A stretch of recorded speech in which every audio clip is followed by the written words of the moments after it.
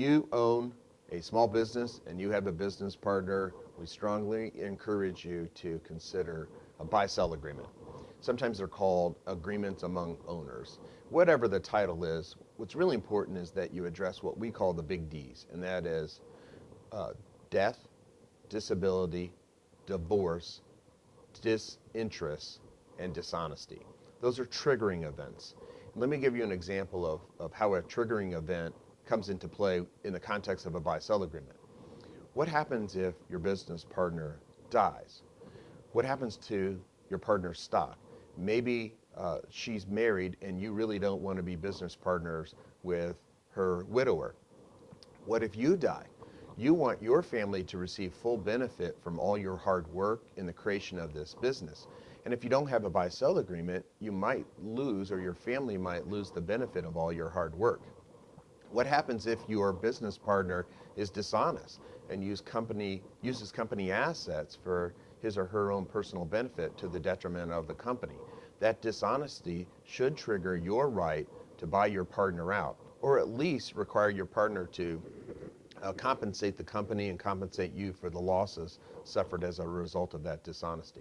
And you can imagine scenarios where someone becomes disabled or someone gets a divorce. No one wants the ex-wife to get the company, but we want to make sure the widow is protected. Buy-sell agreements deal with those scenarios, and buy-sell agreements, if properly constructed, properly written, and they're tailored for your needs, they actually create a market where you can sell stock to your partner or to a widow where you couldn't otherwise sell. Your small business generally can't be traded on the public stock exchanges. So you got to go sell your business interest to someone else. The natural purchaser of your interest in the business would be your business partner. So you can kind of create a market. You can come up with pricing mechanisms and payment terms right there in the buy-sell agreement. They're awesome documents. They often cause the parties to be more reasonable when there are disputes. It's a great tool. Unfortunately, a lot of business owners don't have buy-sell agreements, or they have really poorly written ones. They have written agreements that don't match the circumstances and their actual needs. So you got to go to a knowledgeable business attorney who understands buy-sell agreements and can form a buy-sell agreement that's a win-win for everybody. The company wins, you win, and your partner wins. Done properly, buy-sell agreements are a great tool. You also can fund them with insurance so that there's actual funding available to buy your stock in the event you became disabled or died, or one of those other big D's were to occur.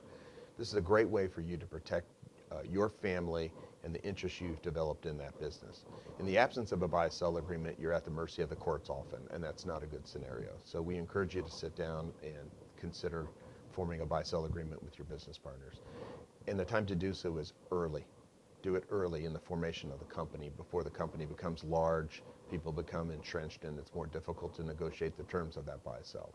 For more information about running a small business and the legal aspects of having a small business, please visit our website.